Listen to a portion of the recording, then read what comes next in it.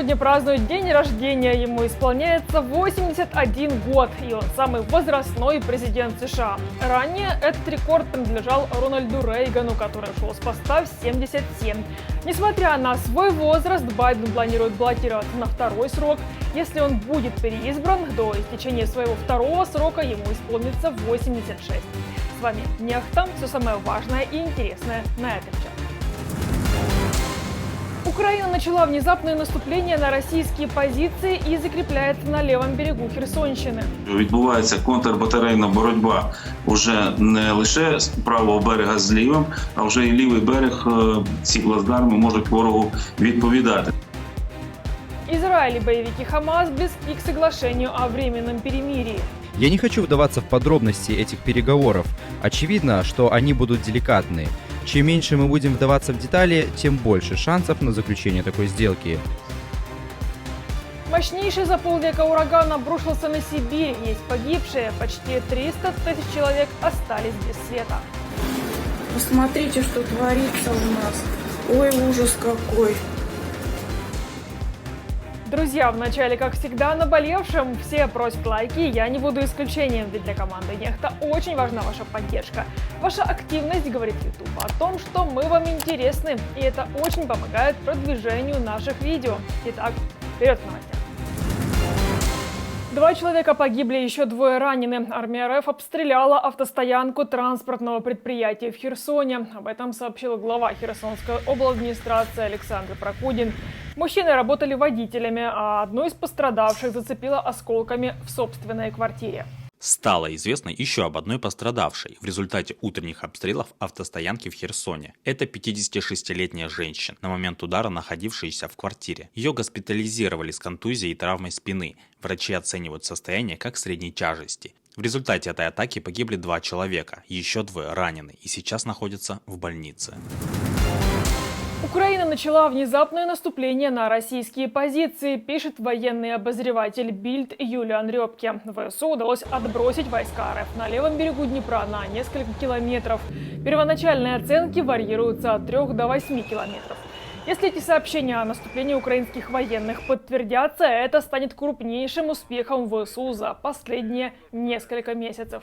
Ворог намагається максимально застосовувати все, що в нього є для вогневого ураження, в тому числі і авіаційне озброєння, але позиції утриманої. Більше того, на сьогодні ми говоримо про те, що відбувається контрбатарейна боротьба уже не лише з правого берега з лівим, а вже і лівий берег ці плацдарми можуть ворогу відповідати. Ну, власне, не забуваємо про найголовніші моменти на сьогодні і такі ефективні, як рейдові дії, розвідувально-диверсійні дії, які задають ураження ворогу і в особовому складі, і в бойовій техніці. Ну, наприклад, напередодні можемо говорити і відзначити 501-й окремий батальйон морської піхоти, який знищив декілька ворожих вантажівок на трасі, зараз не дивуйтеся, Олешки – Нова Каховка. Що приємно звучить і для українського вуха в тому числі, звичайно. Це важка робота, надзвичайно, є втрати, про це теж треба пам'ятати, але оці вантажівки, вони мали забезпечити в тому числі і ворога боєкомплектом, БК. Вони знищені повністю, і саме порушення цих логістичних шляхів – це ще одне з завдань наших хлопців на лівому березі. Власне, сьогодні ми не говоримо про якийсь повномасштабний контрнаступ чи наступ. Треба дуже обережно ставитися до інформування щодо лівого берега. Тим не менше, те, що можна говорити, ми дійсно говоримо. Ці події відбуваються, будуть відбуватися і найближчим часом. Израиль переходит к жесткой фазе войны в секторе Газа, пишет газета Wall Street Journal. Цахал переносит акцент своей военной кампании на юг, где ему предстоит самый тяжелый этап войны с боевиками Хамаса и возвращение заложников. Израильским военным в основном удалось взять под контроль северную часть Газы, но они лишь частично уничтожили военный потенциал Хамаса и не захватили или не убили многих его высших руководителей, считают высокопоставленные израильские офицеры и аналитики. Израильские военные самолеты, вероятно, активизируют бомбардировки Хан-Юниса и Рафаха, густонаселенных городских районов на юге, которые, как они полагают, пронизаны туннелями Хамаса, как город Газа на севере. За этим, скорее всего, последуют наземные войска, наступающие с нескольких направлений, изолирующие опорные пункты Хамаса и медленно очищающие их от боевиков над землей.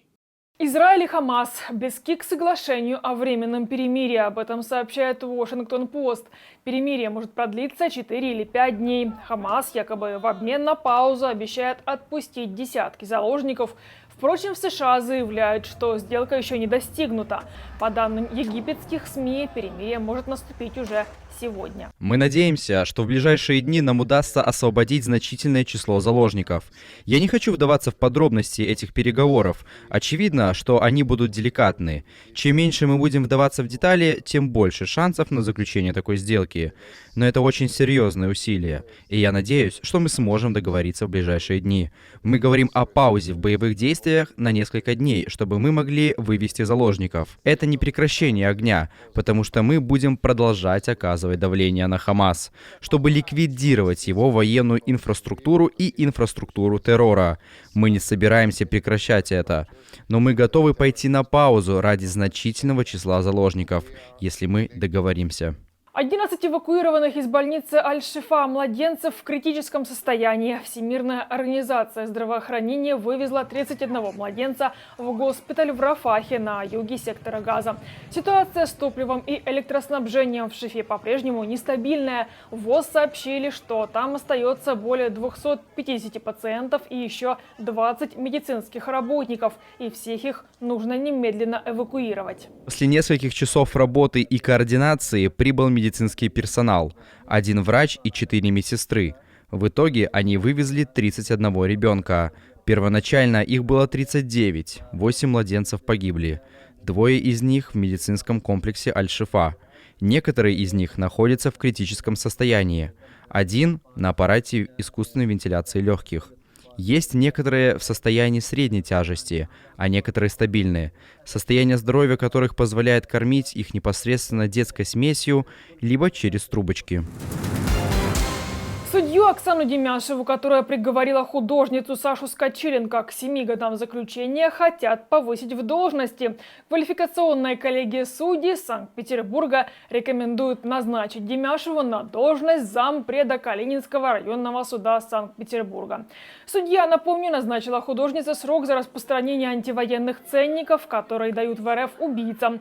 Более 400 представителей российских врачей подписали открытое письмо к Путину с призывом освободить Скочеленко. Они считают, что пребывание в колонии может привести к ухудшению здоровья художницы. Как по делам, которые можно назвать политическими, так и по обычным делам, скажем, общеуголовным делам, известно, что в Российской Федерации почти нет оправдательных приговоров. То есть судьи, по сути, целиком и полностью связаны доводами обвинения, и речь идет о том, какое именно наказание назначить, какой именно состав, так сказать, преступления. Иногда какие-то статьи слетают в ходе судебного разбирательства и в приговор не входят из того, что было на предварительном следствии. Иногда нет, но приговор почти наверняка будет обвинить.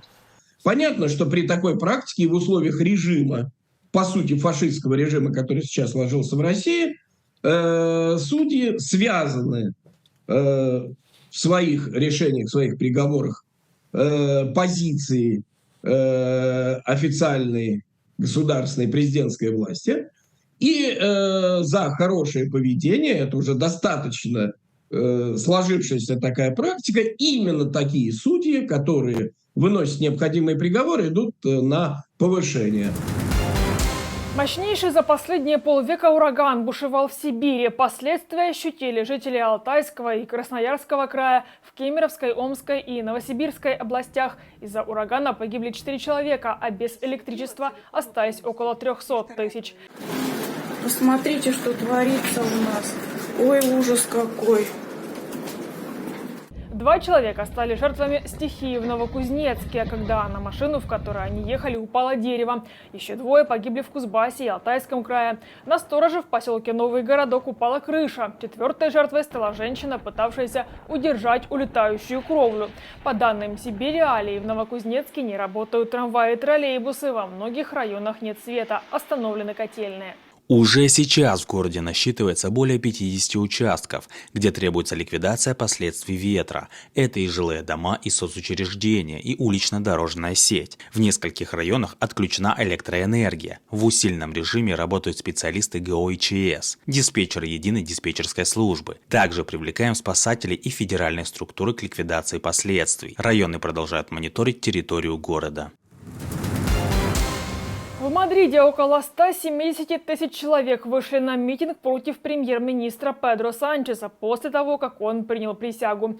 Причиной протеста стало то, что Санчес одобрил закон об амнистии представителей каталонских партий, выступающих за независимость региона от Испании.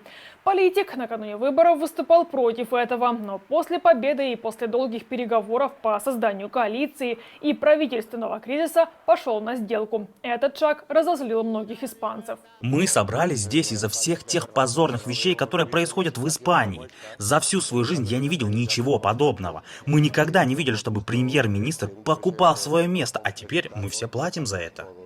У меня много причин, но в основном я выступаю за справедливость, против лжи и всего того, что происходит в этой стране. Тот, кто бессовестно врал всем и вдруг передумал, не может быть премьер-министром. Новым президентом Аргентины стал Хавьер Милей. Он поддерживает Дональда Трампа, который уже поздравил его с победой и заявил, что сделает Аргентину снова великой. Впрочем, Милей против вступления страны в БРИКС, требует порвать отношения с Россией и Китаем, а также отменить национальную валюту, упразднить Центробанк и перейти на доллар США. Сегодня мы переворачиваем страницу нашей истории и возвращаемся на путь, который мы не должны были терять. Мы покончим с идеей, что государство делится между политиками и их друзьями. Мы покончим с этой идеей, согласно которой преступники — это жертвы, а жертвы — это преступники. Сегодня мы вновь встаем на путь, который сделал эту страну великой. Сегодня мы принимаем идеи либертарианства, идеи Альберди. На этом ставлю точку. Благодарю, что были с нами. Если вы хотите получать информацию еще более оперативно, приглашаю присоединиться к нашей многомиллионной аудитории в Телеграме или Иксе. Поблагодарить нас за работу можете с помощью кнопки «Спасибо» под этим видео или по ссылке в описании. До новых встреч, хороших вам новостей. Слава Украине! Живе Беларусь!